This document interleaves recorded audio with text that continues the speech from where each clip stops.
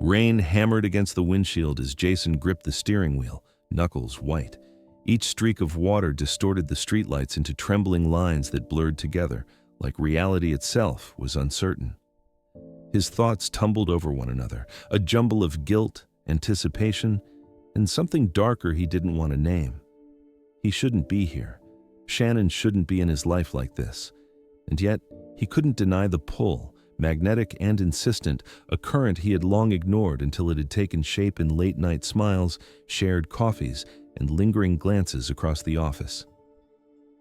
The apartment building loomed ahead, its wet windows glowing faintly against the drizzle. Jason parked on the slick asphalt, breathing shallow, tasting the metallic tang of anticipation on his tongue. Every step toward her door felt heavier than the last, as though the weight of his choices pressed him down. Each heartbeat was a hammer in his chest, echoing the storm outside. Shannon opened the door before he could knock. Damp strands of hair clung to her cheeks, and a small, almost mischievous smile played on her lips. "I wasn't expecting you to walk me home," she said softly, the warmth of her voice a gentle dare.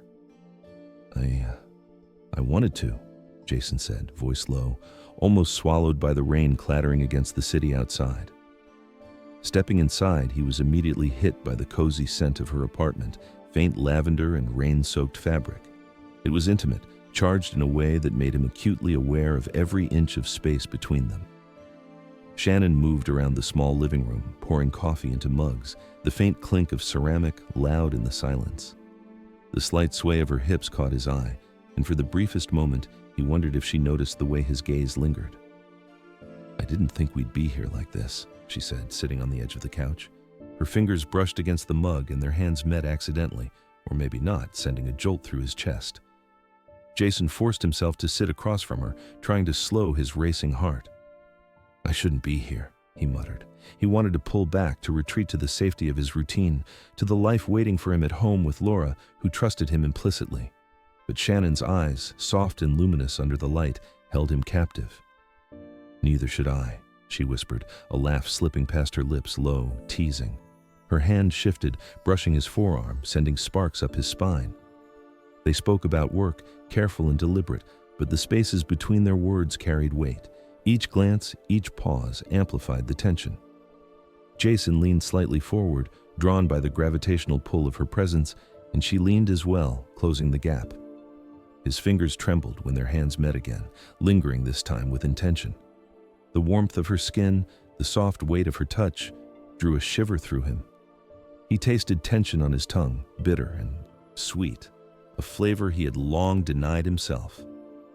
I don't know why I'm doing this," he admitted, voice tight. "Neither do I," she replied, her thumb tracing his knuckles, gentle, teasing, deliberate. Her gaze held his, unwavering, daring him to give in. The metallic tang of guilt mingled with the fire of desire, a cocktail he had never known he craved so desperately.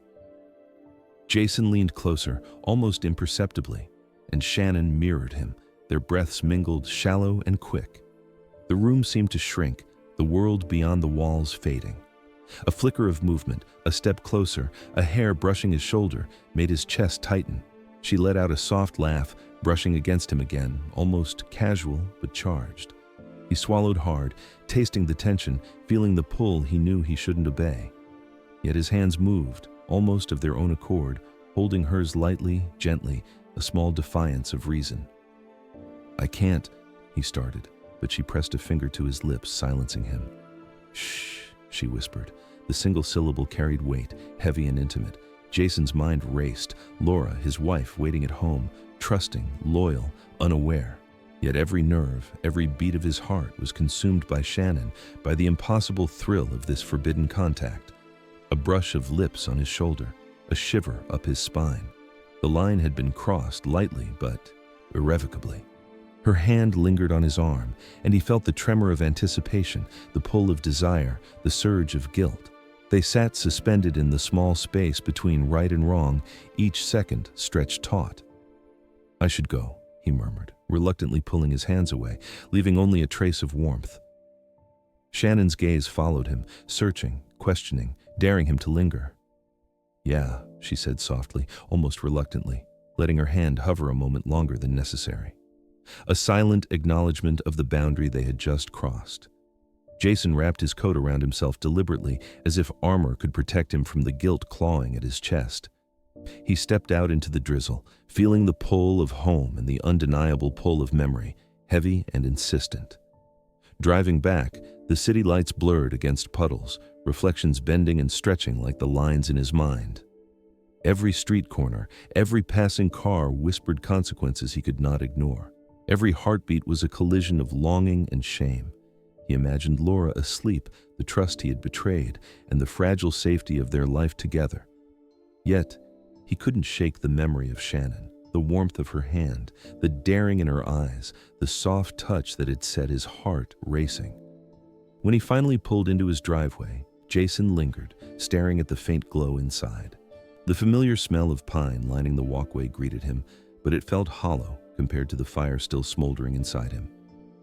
He closed his eyes for a moment, feeling the gravity of choices made, and those yet to come.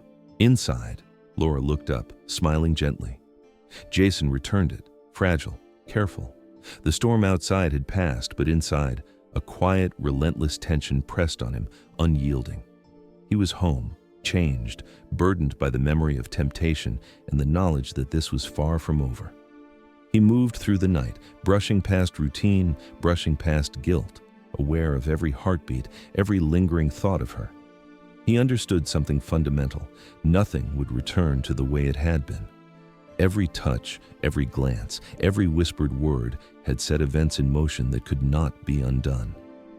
Jason's mind wandered back to the rain, the coffee, the faint brush of her lips. Every step of the night replayed in his mind, a loop of desire and regret. The city outside seemed quiet now, peaceful, but inside, the storm roared. He settled into bed beside Laura, her breathing soft, rhythmic. Jason stared at the ceiling, counting, thinking, unable to reconcile the warmth of her hand with the heat of Shannon's touch. He felt both fidelity and betrayal coiled in his chest, each tugging, each pulling, impossible to separate. Sleep came fitfully. His dreams were a tangle of city streets slick with rain, coffee mugs, hands brushing, laughter that was at once innocent and sinful. He awoke with the taste of guilt and longing in his mouth, the memory of what had happened pressing on him like a tangible weight. The morning light was soft, filtering through the blinds. Jason moved quietly, careful not to wake Laura. He felt the echo of Shannon in every motion, her voice, her touch, her laughter. The day stretched ahead, but he knew it would be haunted by the night before. He dressed, coffee in hand, rehearsing small talk, rehearsing normalcy. At work, everything would appear routine, but under the surface, everything had shifted. Every glance, every interaction, every moment he spent near Shannon would carry new meaning, new weight. He thought of excuses, of distance, of avoidance, but deep down, he knew it was impossible. The pull remained, magnetic and persistent, a quiet storm he could neither deny nor escape. Lunch came and went, meetings passed, and still the memory lingered. He could hear the faint patter of rain on the office windows, even though it was clear outside, feel the warmth of her hand across his forearm in every conversation, every gesture. By evening, the tension became unbearable. He found himself lingering near her desk, exchanging glances that were more than professional, smiles that held secrets neither could speak aloud. The office hummed with routine, but to Jason, it was electric with the weight of what had happened, what might happen again. When the day ended, he walked her to the elevator, a brief touch, a fleeting glance, the unspoken acknowledgement of last night's crossing. Shannon smiled, a faint curve of lips, eyes bright, and Jason's chest tightened, caught between desire and guilt. He watched the elevator doors close, her figure retreating into the dimly lit hallway, leaving him standing alone. The office, quiet now, felt like a cavern filled with echoes of what had passed, what could come. Jason walked to his car slowly, each step deliberate. He knew the night would come again, knew the tension would build, knew the pull of temptation would not wane. Every choice, every fleeting touch had created a current that could not be ignored. Driving home, he felt the city pulse around him, lights bending on wet asphalt. Every stoplight, every turn, every reflection in the puddles reminded him of what he had done, what he had yet to do. And yet, A small, dangerous thrill lingered, a whisper of desire he could not deny. He pulled into his driveway, lingering in the car, staring at the house. Laura moved inside, oblivious, trusting, loyal. Jason breathed in, tasting the storm he carried inside him, knowing the night's choices had left a mark, a shadow he could never remove. The door closed behind him, the quiet of home pressing in.